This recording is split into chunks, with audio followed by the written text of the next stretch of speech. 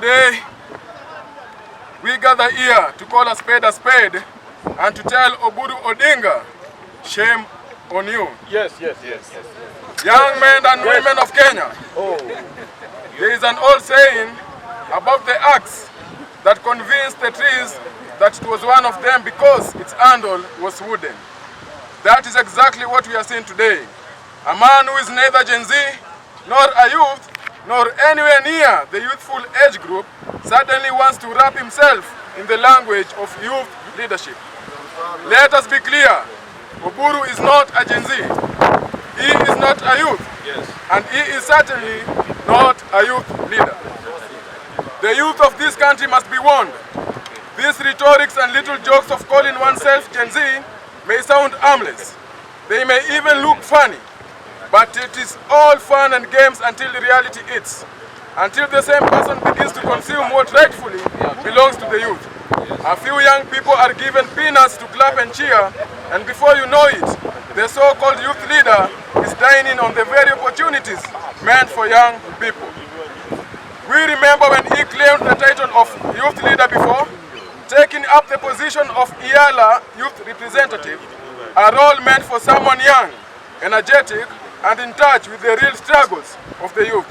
Today, he jokes about being our fellow Gen Z, and suddenly we wake up and find him occupying positions that should nurture and elevate young leaders within his party, pushing aside youthful voices like Babu Owino, Edwin Sifuna, and even Winnie Odinga, and leaving them in the cold. A little slumber, a little sleep, and we shall wake up to the news that Oburu Odinga is the new Minister for Youth Affairs and Sports. Such characters do not stop misbehaving. Unless a penis dies young, it must one day, of course, disgrace the owner. And what is representation, honestly speaking? Can anyone simply represent another? We agree that certain groups deserve authentic representation, people who understand their lived realities.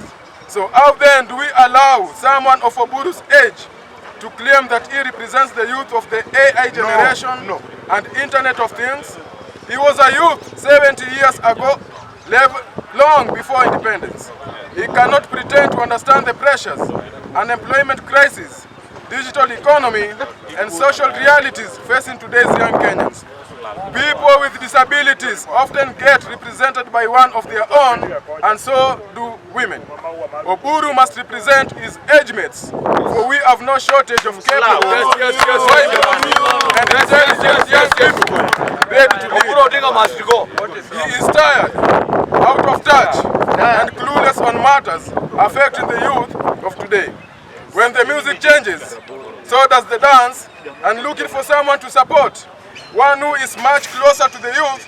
Some of us have chosen the NEDP party, a progressive party led by Mike Mbuvi Sonkore, a party leader who looks like a youth, is closer to the youth. A party leader who looks like a youth is closer to the youth age-wise, a friend of the youth who shaves his head like the youth, dresses like the youth, and talks just like us. To our young people, choose your friends wisely. If they stand behind you, protect them. If they stand beside you, respect them. If they stand against you, show them no mercy. Oburu is not a youth. He does not look like a youth. He is but an imposter who should be arrested before Easter. Williams, also known as AWO, also known as AWO.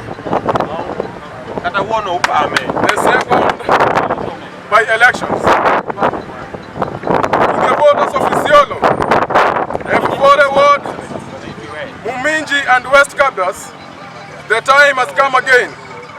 The moment when you stand alone with your conscience and decide the direction of your lives. If this was not important, we will not be sending this message all the way from Nairobi. We will not be gathered in spirit with you today, but it is important and serious. Your future is on the ballot. Speaking of the by-elections. By now, you have seen them. Convoys of branded vehicles roaring through your roads, dust rising behind them like a storm. To some, it feels like Christmas has come early. The vehicles come with goodies, handshakes, smiles, and promises. Looking closely at the decorations on those cars, you will see the faces of party leaders. From President William Ruto to Rigathi Gachagua to Mike Sonko and even others. They have not come for sightseeing. They have come for power. Wanataka power and not kujipower. Yes. And if they are serious, then you must be even more serious because your lives are at stake. These party leaders seek power through the local leaders you are about to elect. So before you cast that vote, pause. Ask yourself one simple question. Which among these leaders deserves more power? And the good thing is this. They have all been in power before, and you have seen how they behave when they hold power. Look at President William Ruto. With the 2024 finance bill, he pushed the cost of basic commodities higher to make your lives unbearable, sparking protests across the country. Young men and women poured into the streets. Many Gen Zs lost their lives. Quarries became their graves. Emotions ran high. Ruto called them criminals. Ruto congratulated the police for the job well done. Whether you supported him or opposed him, you saw how power was exercised. If you elect Ruto's candidate, you give Ruto more power. Consider Rigathi Gachagua and his camp.